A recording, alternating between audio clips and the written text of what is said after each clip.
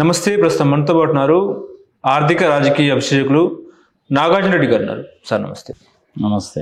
ముఖ్యంగా దేశవ్యాప్తంగా కూడా కేంద్ర ఆర్థిక శాఖ మంత్రి వర్యులు నిర్మలా సీతారామన్ గారు దేశ ప్రజలకు ఒక శుభవార్త చెప్పడం జరిగింది. అదేంటంటే జిఎస్టిలో సంస్కరణలు భారీ ఎత్తున కూడా నిత్యావసర ధరలు తగ్గే అవకాశం ఉన్నట్టు కూడా నిన్న చెప్పడం జరిగింది. అదేవిధంగా 4 స్లాబుల్లో 2 స్లాబులు కుదించే ప్రక్రియ అన్నట్టు కూడా వార్తలు వస్తూ ఉన్నాయి. ఒక చార్టర్డ్ అకౌంట్ చేశారు కాబట్టి ఎట్లా చూస్తారండి జిఎస్టీ సంస్కరణలు? 4 స్లాబుల్ని 2 స్లాబులు చేశారనేటువంటిది మీరు ఎక్కడ చూశారు? ఎవరు చెప్తే విన్నారు? స్టడీ చేశారా? అసలు ఆమె ఏం చెప్పిందో? ఇప్పటివరకు జిఎస్టీలో ఉన్నటువంటిది 5, 12, 18, 28, 40% అనేటువంటిది వేరే. మెర్సిడీస్ బెంజ్ లాంటి కార్లు, సంగతి సంవత్సరం అట్లాంటి వాటన్నిటికీ 40% ఉంటుంది. గోల్డ్, డైమండ్స్, జ్యువెలరీ మీద 3% జిఎస్టీ ఉంటుంది. ఇవి స్లాబ్స్. మొత్తం ఎన్ని స్లాబ్లు వచ్చినాయి మీకు? 5, 12, 18, 28, 40, 3. ఎన్ని స్లాబులు మొత్తం? 6.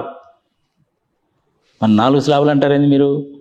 దాన్ని మళ్ళీ పైగా 2 స్లాబులు కుదించారు అంటారేంది? ఎక్కడి నుంచి వచ్చింది మీకు ఆ ఇన్ఫర్మేషన్? జిఎస్టీ సంస్కరణలు నిన్న అన్ని ప్రధాన పత్రికల్లోనూ, నేషనల్ ఛానల్స్ కూడా వచ్చిన పరిస్థితి. ఎక్కడ వచ్చింది చెప్పండి? ఏ ఛానల్లో వచ్చిందో చెప్పండి. నాకు తెలిసినంతవరకు కాదు. ఇప్పటికి కూడాను 5%, 12%, 18%, 28% అలాగే ఉంది. ఆ 40% కూడా అలాగే ఉంది. 3% అనేటువంటిది గోల్డ్, డైమండ్, జ్యువెలరీ మీద ఎప్పటి నుంచో ఉంది. 6 అలాగే ఉన్నాయి. కుదించింది ఏంటి? ఇంతకుముందు సిమెంట్ ఉందనుకోండి, 28% ఉండేది. అది 18%లో తీసుకొచ్చారు.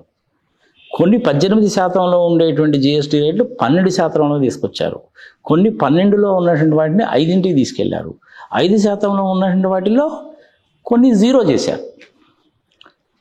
హై ఎండ్ ప్రోడక్ట్స్ ఏవైతే ఉన్నాయో, మెర్సిడీస్ బెంజ్ కార్లు లాంటి, ఫిరార్ కార్లు లాంటి ఏవైతే ఉన్నాయో అవన్నీ 40%లో ఉన్నాయి. ఇప్పటి వరకు 28%లో ఉన్నటువంటి కొన్నిటిని కూడా 40%లోకి షిఫ్ట్ చేశారు. ఇది జరిగిన మార్పులు. 56వ కౌన్సిల్ మీటింగ్లో ఈ రేట్లన్నీ కూడాను 22 సెప్టెంబరు 2025 నుంచి అమల్లోకి వస్తాయి. సామాన్య ప్రజలకు అర్థమయ్యేటట్టు చెప్పాలంటే పొద్దున్న నుంచి సాయంత్రం వరకు తీసుకుందాం మనం. ఈజీగా అండర్స్టాండ్ అవుద్ది ప్రజలకి. పొద్దున్నే నిద్రలేచావు, మొహం కడుక్కోవడానికి బ్రష్ పట్టుకున్నావు, అవునా? ఇంతకుముందు దాని మీద 18% ఉండేది, ఇప్పుడు 5%కి వచ్చింది. టూత్పేస్ట్ వేసుకున్నావు, ఇంతకుముందు 18%, 12% ఉంది, ఇప్పుడు అది 5%కి వచ్చింది. మొహం కడుక్కున్నావు, సబ్బు పెట్టి మొహం కడుక్కున్నావు, ఇంతకుముందు అది 12% ఉండేది, 5%కి వచ్చింది. తగినట్టే కదా? దాని తర్వాత కాఫీ తాగావు, ఇంతకుముందు 18% ఉండేటువంటిది ఇప్పుడు అది 5%కి వచ్చింది. ఇట్లా ప్రతిరోజు మనం వాడేటువంటి నిత్యావసర వస్తువులు ఏవైతే ఉన్నాయో ఇవన్నీ కూడాను 5%లోకి కానీ 12%లోకి కానీ కుదించబడ్డాయి. ఇది ఒక పాయింట్ గుర్తుపెట్టుకోవాలి. గృహ నిర్మాణం చేయండి, ప్రతి ఒక్కరికి ఇల్లు ఉండాలి, సంగతి సంవత్సరం మీరు ఇల్లు కట్టుకుంటే ఇన్కమ్ ట్యాక్స్లో అంత బెనిఫిట్, ఇంత బెనిఫిట్, సబ్సిడీ ఇస్తామని అంత చేడు చెప్తున్నారా? ఇన్నాళ్ళ నుంచి మన కథలు చెప్పారా?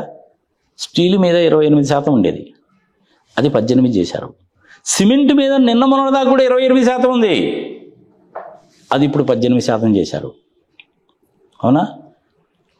ఇట్లా మార్పులు చేర్పులు అనేవి చేశారు. అంతేగాని 2 కింద కుదించలా. ఎందుకే జనాలకు అనవసరం ఇట్లా రాంగ్ ఇన్ఫర్మేషన్ ఇస్తారు మీరు? తప్పు కదా అది. మళ్ళీ ఒకసారి వెరిఫై చేయి. నువ్వు 5% ఉందా లేదా, 12% ఉందా లేదా, 5లో ఏమున్నాయి, 12లో ఏమున్నాయి, 18లో ఏమున్నాయి, 28లో ఏమున్నాయి, 40లో ఏమున్నాయి, లిస్టు కనపడుతుందిగా నీకు. హెచ్ఎస్ఎన్ కోడ్ వైజ్గా రివైజ్ చేశారు.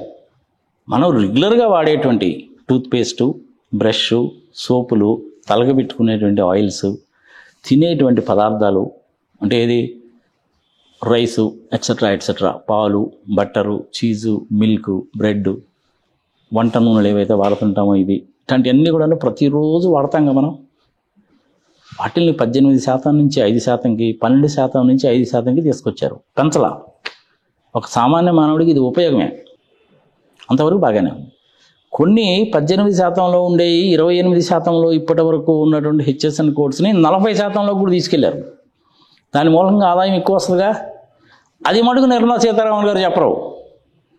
మీరు ఇంతకుముందు వాడేటువంటి సబ్బు 18% ఉండింది, బట్టలు ఉతుక్కునే సబ్బు 18% ఉండింది, దాన్ని 5% చేసాం, చూసామా ఎంత మేలు చేసామంటది. బాగానే ఉంది, మరి పెంచిన దాని సంగతి కూడా చెప్పాలిగా, అది చెప్పరు. ఇంచుమించుగా 49,000 కోట్ల రూపాయలు దీని మూలకంగా నష్టం వస్తుంది అని చెప్పింది. కొంతవరకు మాత్రమే కరెక్ట్, అంతేగాని 100% కరెక్ట్ కాదు. ఎప్పుడైతే నీ జేబులో డబ్బులు ఉంటాయో ఈ ట్యాక్స్ రేట్లు కుదించడం మూలకంగా నీ ఖర్చు తగ్గడం మూలకంగా నీకు ఒక 500 రూపాయలు మిగిలిన అనుకుందాం. అందుకు ఎగ్జాంపుల్గా చెప్తున్నాను నేను.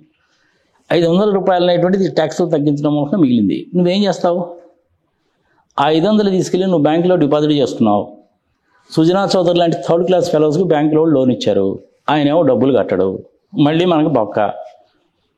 బ్యాంకులు దివాలా తీస్తున్నాయని చెప్పి మన మోడీ గారు 176,000 కోట్ల రూపాయలు అనేటువంటిది రిజర్వ్ బ్యాంక్ ఆఫ్ ఇండియా దగ్గర నుంచి తీసుకొచ్చి మళ్ళీ ఆ బ్యాంకులకు ఇస్తాడు. ఏం జరిగింది అల్టిమేట్గా? నీ జేబులో ఏమైనా మిగిలినాయి? మిగలేదుగా.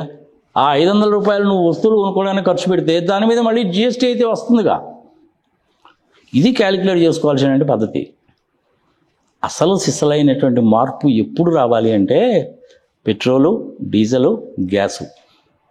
మనం డొమెస్టికల్గా వాడేటువంటిది 14.2 కేజీలు ఉండేటువంటి గ్యాస్ కదా. గ్యాస్ రేట్ ఎంత ఇప్పుడు హైదరాబాద్లో? కరెక్ట్గా కనుక చెప్పాలంటే ఇప్పుడు హైదరాబాద్లో 14.2 కేజీల గ్యాస్ సిలిండర్ అనేటువంటి దాని ధర 905 రూపాయలు ఈరోజు. ఈ పెట్రోలు, డీజిల్, గ్యాస్ల మీద ఎంత ట్యాక్స్లు పడతాయో తెలుసా మీకు? ప్రతి ఒక్కరు వాడాల్సిందేగా. నువ్వు వాళ్ళు అందరూ బండి మీదనే వచ్చారు, నేను బండి మీదనే వెళ్తాను, కారు మీదనో స్కూటర్ మీదనో లోనా మీదనో వెళ్తాం.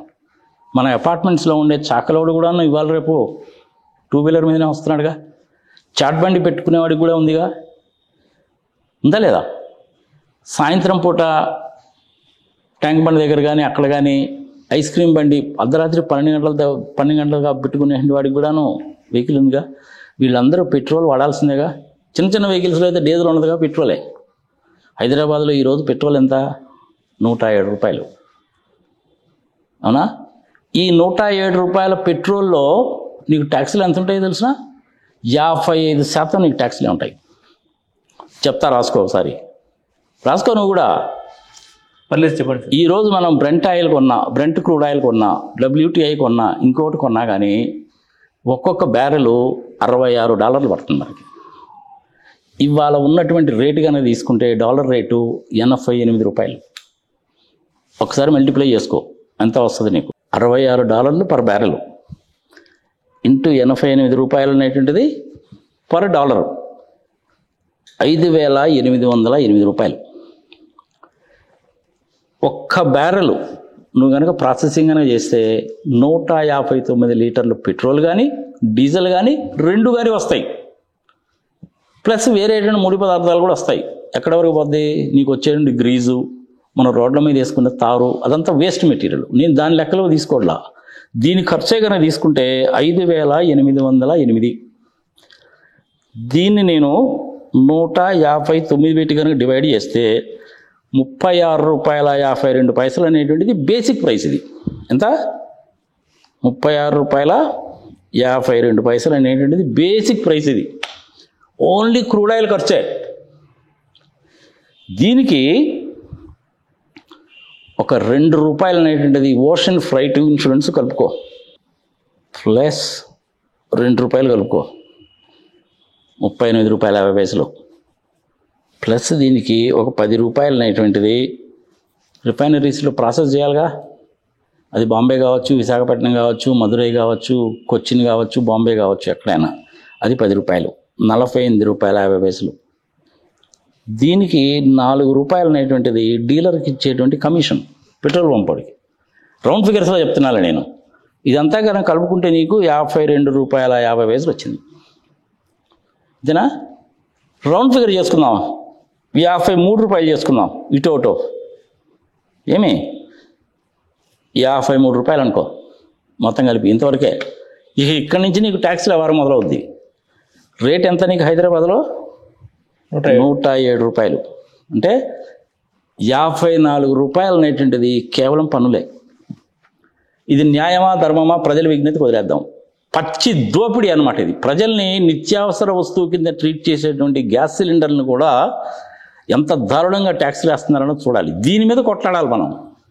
ఏదో సబ్బు ముక్క మీద రూపాయి తగ్గిందండి, తలక పెట్టుకునేటువంటి ఆయిల్ మీద 2 రూపాయలు తగ్గిందండి అని కాదు. ఇది ఇంపార్టెంట్. దోపిడీ అనేటువంటిది ఇక్కడ దొరుకుతుంది. 54 రూపాయలు అనేటువంటిది ట్యాక్సెస్ రూపంలో ఉంటుంది. ఈ ట్యాక్సెస్ ఎవరెవరు పంచుకుంటారో తెలిసిన? మోడీ గారు, తెలంగాణలో రేవంత్ రెడ్డి గారు పంచుకుంటారు. ఎంత అనుకుంటున్నావు? తెలంగాణలో వ్యాట్ 35.2% వ్యాట్. అంటే క్యాలిక్యులేట్ చేసుకో నువ్వే. ఇక్కడ నీకు 54 రూపాయలు మిగిలిందిగా, ఈ 54 రూపాయలు కూడా ట్యాక్సేగా. అంటే ఎంత శాతం నీకు? 54 డివైడెడ్ బై 107 కనుక వేస్తే 50.46% ట్యాక్స్లే. ఇందులో మోడీ గారు వాటా ఎంత తీసుకుంటున్నాడు? 19 రూపాయల 90 పైసలేమో ఎక్సైజ్ డ్యూటీ, 8 రూపాయలేమో సెస్. మన రోడ్లు వేయడానికి సెస్ అట 8 రూపాయలు, ప్లస్ 2 రూపాయల 50 పైసలు అనేటువంటిది అగ్రికల్చరల్ ఇన్ఫ్రాస్ట్రక్చర్కి సంబంధించినటువంటి సెస్, ప్లస్ 7 రూపాయల 50 పైసలు అనేటువంటిది additional customs duty, excise duty. Excise duty, additional excise duty. 8 రూపాయలు అనేటువంటిది సెస్, 2 రూపాయల 50 పైసలు అనేది సెస్. ఈ 8 రూపాయలు 2 రూపాయల 50 పైసలు రెండు కలిపితే నీకు ఎంత అయింది? 10 రూపాయల 50 పైసలు సెస్ అంటారు దాన్ని. ఇది గుర్తుపెట్టుకోవాలి. ఈ 19 రూపాయల 90 పైసల్లో 7 రూపాయల 50 పైసలు ఏదైతే ఉందో ఈ రెండింట్లో అంటే ఇంచుమించుగా 27.5 రూపాయల్లో అన్ని రాష్ట్రాలకి వస్తుంది. కన్సాలిడేటెడ్ ఫండ్లోకి పోయి అన్ని రాష్ట్రాలకి వస్తుంది. కానీ ఈ 10 రూపాయల 50 పైసలు ఉంది చూసావు, దీంట్లో తెలంగాణ కానీ, చంద్రబాబు నాయుడు గారికి కానీ, మమతా బెనర్జీకి కానీ, స్టాలిన్కి కానీ 1 రూపాయి రాదు. మొత్తం మోడీ గారి దగ్గర ఉంచుకుంటాడు. ఇది న్యాయమా ధర్మమా? మోడీ గారి విజ్ఞతకు వదిలేద్దాం.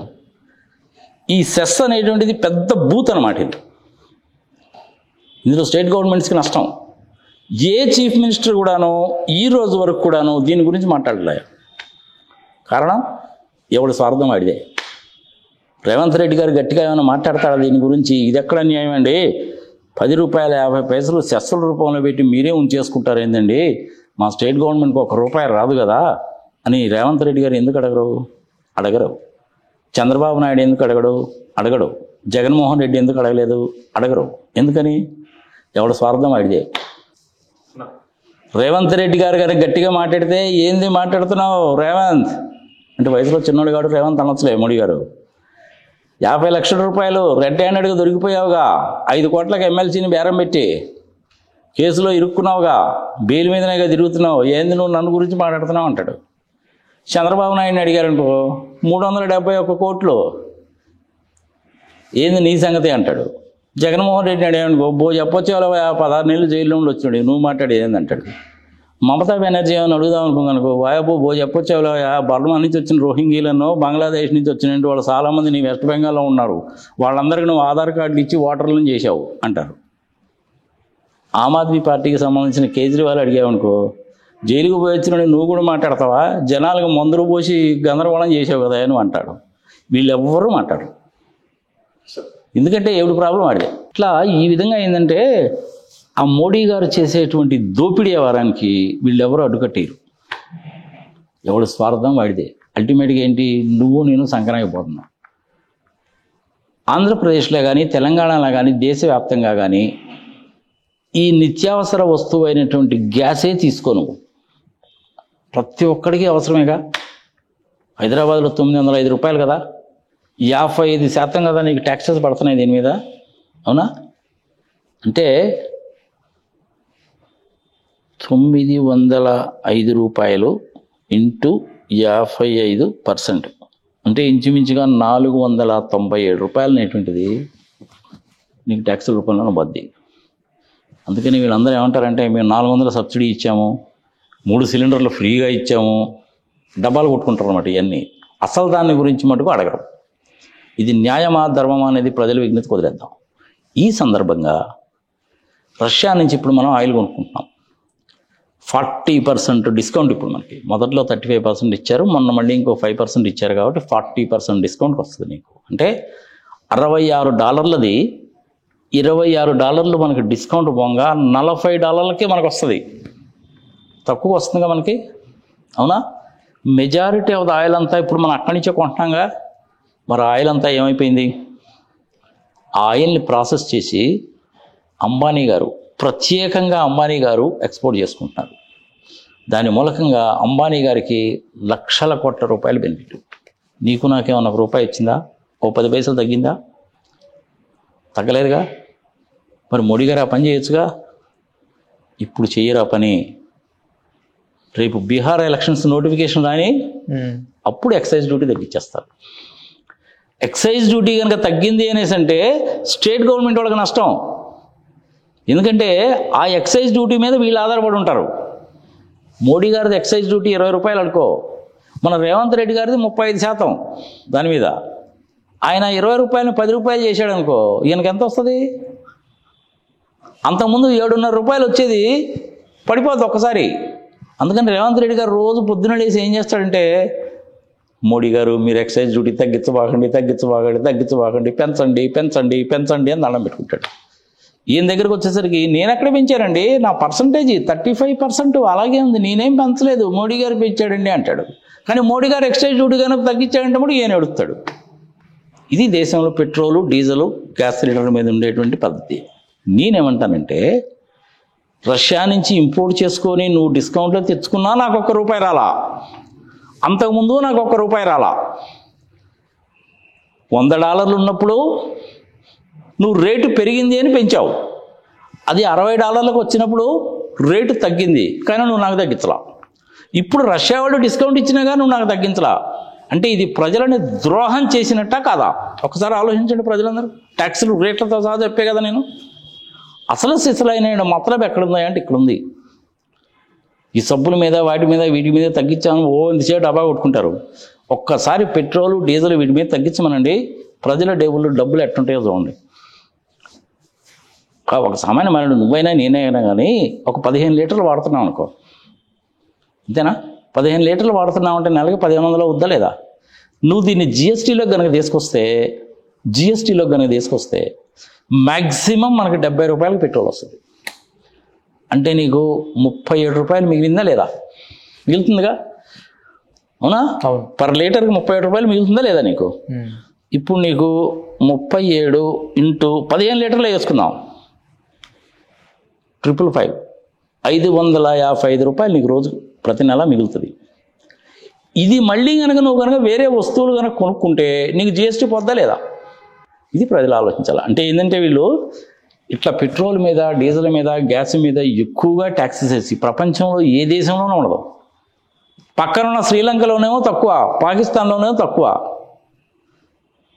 ఆంధ్రప్రదేశ్లో అప్పులు చేస్తేనేమో శ్రీలంకలో అయిపోతుంది, వెనిజులా అయిపోతుందని చెప్పి నానాగోలా చేశారు. కానీ అదే శ్రీలంకలో మనకంటే తక్కువ. పాకిస్తాన్ అడుక్కు తినే పరిస్థితిలో ఉందని చెప్పి అదే పని అంటారు, అదే పాకిస్తాన్లో మనకంటే తక్కువ. నీకు ఇంకా ఒక విచిత్రం చెప్పనా? కాంగ్రెస్ వాళ్ళు అధికారంలో ఉన్నప్పుడు ఐ థింక్ ₹1 అనుకుంటాను పెంచారు పెట్రోల్ మీద, డీజిల్ మీద. వాజ్పేయి గారు అప్పుడు అపోజిషన్లో ఉన్నప్పుడు ఎద్దుల బండి కట్టుకొని పార్లమెంట్కి వెళ్ళాడయ్యా. మరి ఇప్పుడు మోడీ గారి వ్యవహారంలో జనాలు ఎందుకు అడగరు?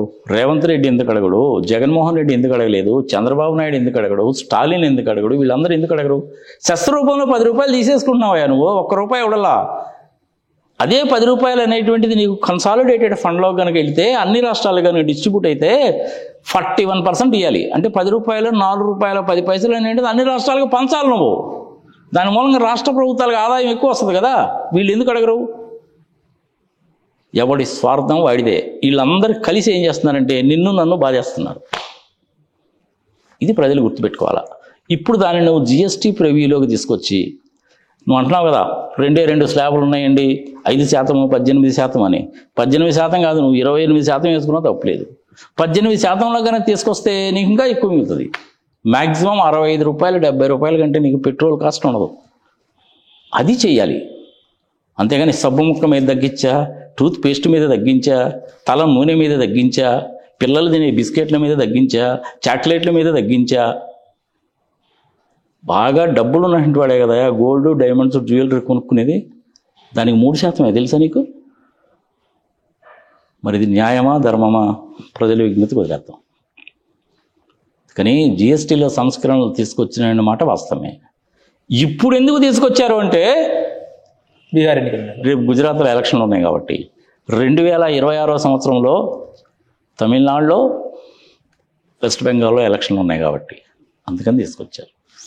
చేయాల్సిన పనులు చేయకుండా ఇలాంటి నీచ నికృష్ట దరిద్ర దిక్కుమాలిన దౌర్భాగ్య పనులు చేసి ఈ చీఫ్ మినిస్టర్లకు కూడా దమ్ము ధైర్యం లేక మోడీ గారిని అడిగేటువంటి ధైర్యం లేక కూర్చున్నారనమాట. దాని మూలంగా ఏమవుతుందంటే అందరూ నష్టపోతున్నాం. రేపు చూడు బీహార్ ఎలక్షన్స్ అనేటువంటి నోటిఫికేషన్ కనుక వస్తే నవంబర్ 10వ తారీఖున నీకు ఎలక్షన్లో అనుకుందాం ఫర్ ఎగ్జాంపుల్. అక్టోబర్లోనేమో మనకి నవరాత్రులు వస్తాయి. అక్టోబర్ 20-25వ తారీఖులో నేను సెంట్రల్ ఎక్సైజ్ డ్యూటీని 10 రూపాయలు తగ్గిస్తున్నాను అని మోడీ అంటాడో లేదు చూడు. పోయినసారి ఉత్తరప్రదేశ్ ఎలక్షన్లో కూడా అలాగే చేశారుగా. అంతకుముందు 30 రూపాయలు ఉండేది. ఉత్తరప్రదేశ్ ఎలక్షన్స్ వచ్చినప్పుడు 10 రూపాయలు తగ్గించారు కాబట్టి 19 రూపాయల 90 పైసలు అయింది. 19 రూపాయల 90 పైసలకు వచ్చింది. ఇప్పుడు దాన్ని కాంపెన్సేట్ చేసుకోవడానికి ఏం చేశాడు? ఎడిషనల్ ఎక్సైజ్ డ్యూటీ 7 రూపాయల 50 పైసలు, సెస్ రూపంలో 8 రూపాయలు, అగ్రికల్చరల్ ఇన్ఫ్రాస్ట్రక్చర్ కోసం 2 రూపాయల 50 పైసలు వేసాడు. ఆయనకేం నష్టం లేదు. సెస్ రూపంలో తీసుకున్నాడు, మొత్తం ఆయన దగ్గరికే ఉంటుంది. స్టేట్ గవర్నమెంట్ సంకన అయిపోయింది. ఇది న్యాయమా ధర్మమా? ప్రజలు విజ్ఞత కుదరదు. ఏదో ఒక రోజు మటుకు ఈ దేశంలో మటుకు రేట్లు మటుకు తగ్గించి తీరాల్సిందేనయ్యా. నీకు మిగిలిన వాటిల్లో తగ్గించడం అనేటువంటిది బాగానే ఉంది, కాస్త కూస్త డబ్బులు మిగులుతాయి. కానీ గ్యాస్ సిలిండర్ రేటు కనుక తగ్గిస్తే నీకు అప్రాక్సిమేట్లీ 400 రూపాయలు మిగులుతాయి నీకు. అది ఇంపార్టెంట్. నువ్వు నెలలో ఎన్ని సబ్బులు వాడతావు, ఎన్నిసార్లు టూత్పేస్ట్లు వాడతావు స్వామి? నువ్వు టూత్బ్రష్ కొనుక్కున్నావు 50 రూపాయలు ఉంటుంది, దాని మీద ఇంతకుముందు నీకు 18% ఉండింది అనుకుందాం ఫర్ ఎగ్జాంపుల్. ఎంత పడుతుంది నీకు? దాని మూలంగా 7 రూపాయలు 8 రూపాయలు ఉంటుంది. 50 రూపాయలు కనుక అది కనుక ఉంటే 18,90 అంటే 9 రూపాయలేగా నీకు జిఎస్టీ, అంతేనా? కానీ పెట్రోల్ మీద డీజిల్ మీద వాయించేస్తున్నాడుగా నిన్ను. అంటే ఏముంటుందంటే పెట్రోలు డీజిల్ పోసి జనాల్ని తగలబెట్టి అయ్యో నువ్వు కాలిపోతున్నావని బర్ణాలు పూసినట్టు అనమాట ఇది. ఓకే, ఇంకెందుకంటే నేను చెప్పలేను మా.